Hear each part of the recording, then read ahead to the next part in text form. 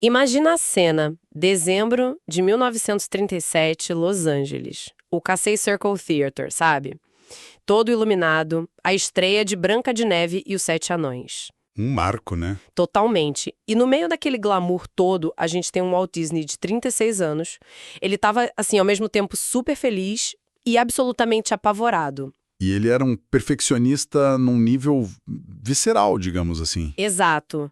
Para ele não era só um filme. Acreditava que ele era os filmes que ele fazia. Se a sobrancelha da rainha ficasse 1 milímetro exagerada, o fracasso não era do desenho, era dele. Nossa, que pressão. Chegou um ponto que um dos diretores jogou as pranchetas no chão e gritou: "A gente precisa terminar esse filme!" E no fim da noite, com todo mundo aplaudindo de pé, o sentimento do Disney não foi de alegria. Foi o quê, então? Alívio. O alívio de não ter fracassado. É um retrato muito intenso e, num universo paralelo, como um contraponto perfeito para essa história, a gente tem a figura do Fred Rogers, o Mister Rogers. Ah, a história dos peixes. Essa mesma. Tem uma história ótima de bastidores. O roteiro pedia uma cena simples. Os peixes do aquário do cenário iam comer. Mas na hora H, na gravação, eles simplesmente não estavam com fome. Acontece, né? Pois é. A equipe já estava se preparando para esperar horas, talvez refazer o roteiro. Mas o Rogers, com aquela calma dele, só olhou para a câmera e disse: "Acho que os peixes não querem comer.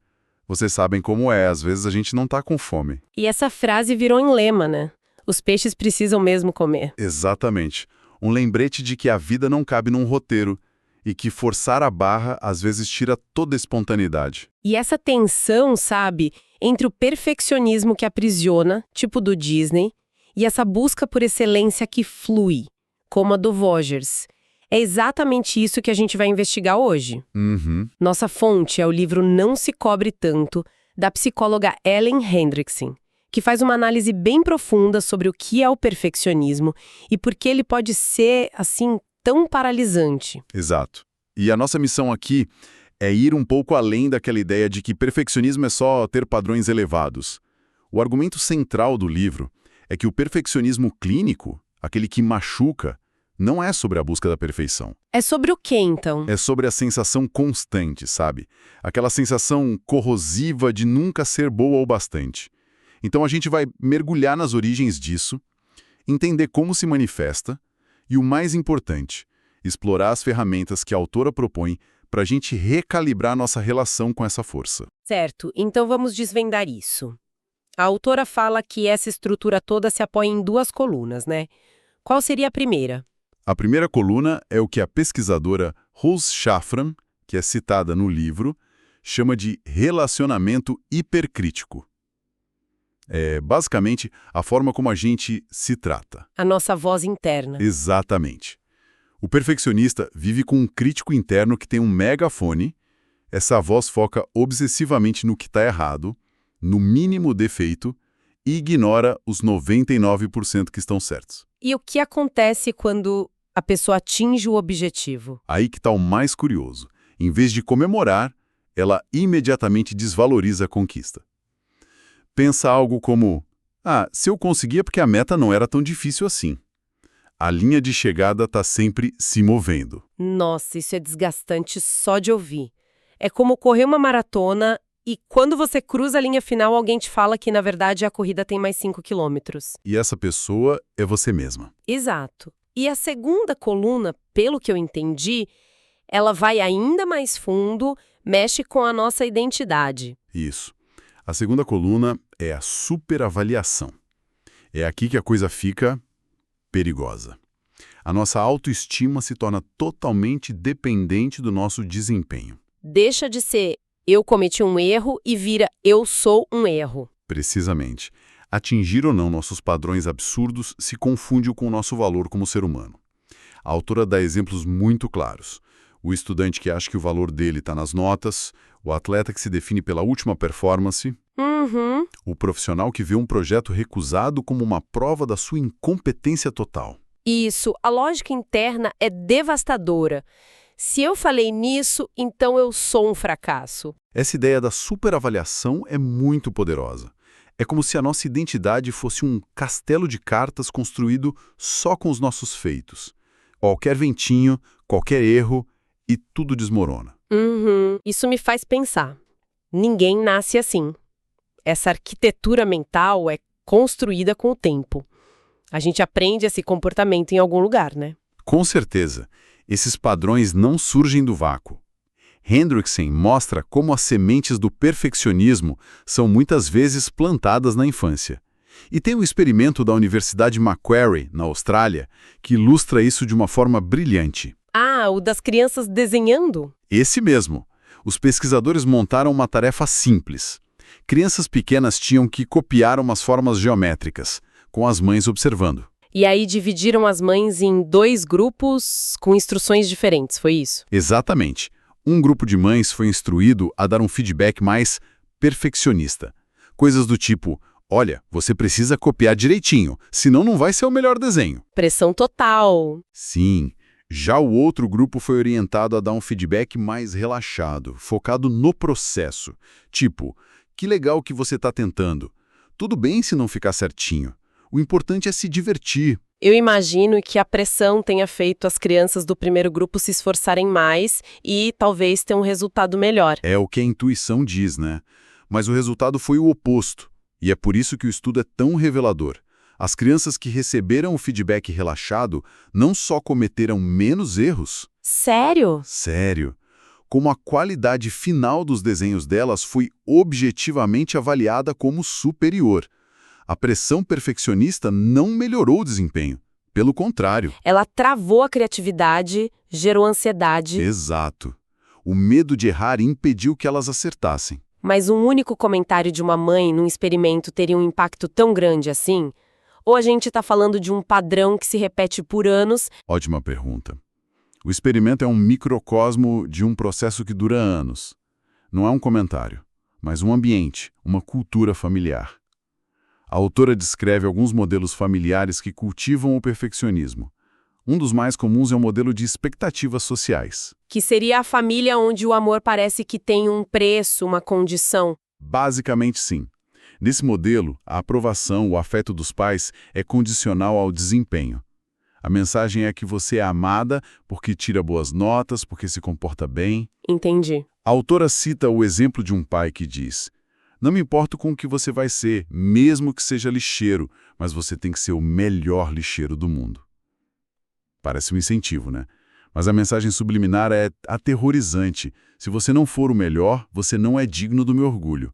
Talvez nem do meu amor. E tem outro modelo que me pareceu ainda mais complexo, que não surge da pressão por sucesso, mas do caos, o perfeccionismo como uma tentativa de controle. Esse é um modelo de reação social.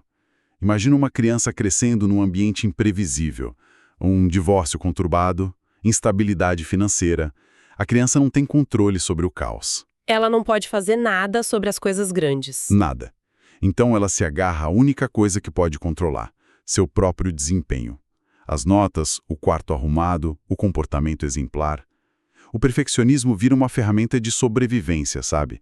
Uma ilha de ordem num oceano de incerteza. A lógica é, se eu for perfeita, talvez as coisas se acalmem. Exatamente. Se eu for perfeito, talvez eu não seja um fardo. É uma estratégia de controle que mais tarde vira uma prisão. Ok, então já entendemos o que é, de onde pode vir. Mas tem uma consequência do perfeccionismo que parece um paradoxo total, algo que vai contra o que a gente imagina. A procrastinação. A procrastinação. Como isso é possível? A gente não imagina o perfeccionista como alguém que não para de trabalhar. Essa é a grande ironia. E a resposta, segundo o livro, é que a procrastinação do perfeccionista, ela raramente é sobre preguiça ou má gestão de tempo. É um problema de regulação emocional. Regulação emocional. Como assim? A gente adia tarefas não por preguiça, mas para evitar os sentimentos ruins que aquela tarefa provoca na gente. Que tipo de sentimentos? Ansiedade de desempenho, medo de não corresponder às próprias expectativas, insegurança. A procrastinação nesse contexto funciona como um analgésico. Ela oferece um alívio imediato. Faz todo sentido. Quem nunca sentiu uma vontade incontrolável de limpar a geladeira quando o prazo de um projeto importante está chegando? Exatamente. Você substitui a tarefa que causa dor por algo que te dá prazer, ou pelo menos te distrai. Só que esse alívio é uma miragem, né? Claro. A tarefa continua lá e agora com um bônus de culpa e mais pressão. É um ciclo vicioso que se autoalimenta. A pessoa se importa tanto com a tarefa que a ideia de não executá-la perfeitamente é insuportável. Então ela evita não a tarefa, mas o sentimento do potencial fracasso. Certo. Então, se o problema é essa programação emocional toda, como a gente começa a reescrever o código? O livro não propõe jogar fora os altos padrões, mas sim fazer ajustes, né? Calibrar a mira. Exatamente. E uma das mudanças mais poderosas é uma troca sutil. Sair da avaliação e ir para a informação. A história do técnico de basquete John Wooden é o exemplo perfeito disso. Ah, sim. Fizeram um estudo sobre o método dele. Isso. Analisaram horas de gravação dos treinos dele. E o que eles esperavam encontrar era, sei lá, discursos motivacionais, muitos elogios.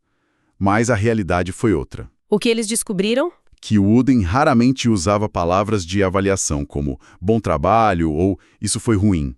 Cerca de 75% dos comentários dele eram pura informação. Informação? Tipo o quê? Pequenas correções diretas e neutras. Coisas como dobre mais os joelhos na defesa ou o passe foi um pouco alto demais. Um ex-jogador dele resumiu isso de forma brilhante. Era a informação que promovia a mudança. Os comentários dele não eram uma avaliação, mas uma solução. Isso é muito profundo. A avaliação te rotula, te coloca numa caixa de sucesso ou fracasso. A informação te dá poder, te aponta um caminho. Então a ideia seria aplicar isso ao nosso diálogo interno? Precisamente. Em vez daquele monólogo de eu sou uma droga, estraguei tudo, que é pura avaliação e paralisa, a gente tenta mudar para ok, isso não funcionou. O que eu aprendi? O que preciso fazer para tornar essa coisa específica melhor? Você tira o foco da sua identidade e coloca na tarefa. Isso. E isso se conecta com outra ferramenta que o livro traz, a de se desfundir dos nossos pensamentos, certo? Sim, a disfusão cognitiva. É uma técnica simples, mas de um impacto enorme. A prática é, quando um pensamento autocrítico vier, você coloca a frase estou tendo pensamento de que na frente dele. Então, em vez de eu sou um fracasso, vira Estou tendo pensamento de que sou um fracasso. Essa pequena mudança cria uma distância. Ela nos lembra que um pensamento é só um evento mental, não um fato. E essa ideia de calibragem, de pequenos ajustes, aparece numa analogia que eu achei fantástica no livro, a do psicólogo que aprendeu a atirar com o avô. A analogia de Jesse Crosby. Ele conta que a arma do avô não era perfeita. Ela tinha um desvio. Atirava sempre um pouco para cima e para a direita. Não estava quebrada, só Descalibrada. exato. Com o tempo, ele aprendeu a compensar. Para acertar o alvo, ele tinha que mirar um pouco para baixo e para a esquerda. O livro argumenta que o nosso cérebro pode ser assim. Ele não está quebrado por ter uma tendência autocrítica. É só a calibragem padrão dele. Nossa tarefa não é nos consertar, mas aprender a compensar. Isso. Aprender a ajustar nossas ações para acertar o alvo que a gente quer. Isso é muito mais compassivo e prático, e me leva ao que talvez seja a ironia final do perfeccionismo. A gente se esforça tanto, busca a performance impecável, porque no fundo o que a gente quer é aceitação, conexão. Isso. Mas o foco obsessivo no desempenho acaba muitas vezes nos isolando. É o grande paradoxo. E a história que a autora conta sobre o violoncelista Yo-Yo Ma ilustra isso perfeitamente. Ele relata que, uma vez no meio de um concerto, tocando Bach de forma tecnicamente perfeita, ele teve uma epifania horrível. Estou morrendo de tédio.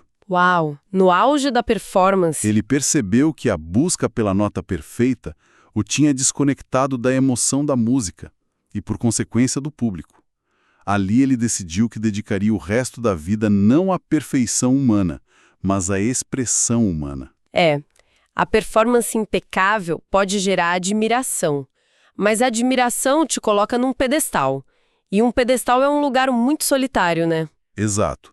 A conexão genuína acontece na vulnerabilidade, na humanidade compartilhada.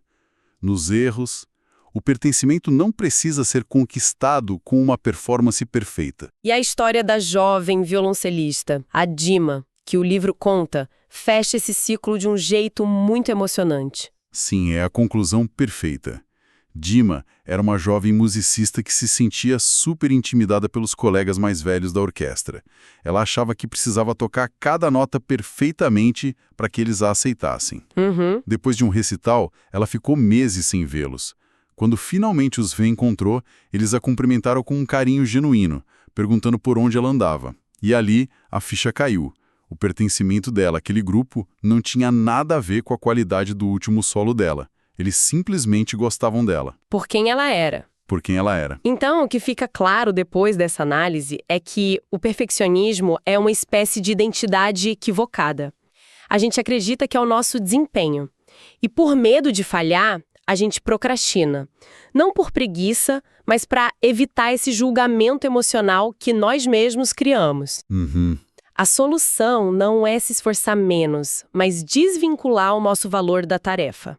É passar da avaliação para a informação, aprender a compensar pela mira do nosso cérebro e, acima de tudo, escolher a conexão em vez da perfeição impecável. Perfeito. O livro nos deixa com uma ideia poderosa. O desejo mais profundo por trás do perfeccionismo é quase sempre o de se sentir seguro e conectado de forma incondicional. A busca pelo desempenho é só uma rota equivocada para esse destino. E isso levanta uma questão para se pensar, né? Qual? Se o objetivo final é a conexão e não a perfeição, qual seria o menor ou mais simples experimento possível para se reconectar consigo mesmo ou com outra pessoa hoje, sem a pressão esmagadora de ter que acertar? Gostou desse episódio? Se inscreva no Glosando para ouvir mais.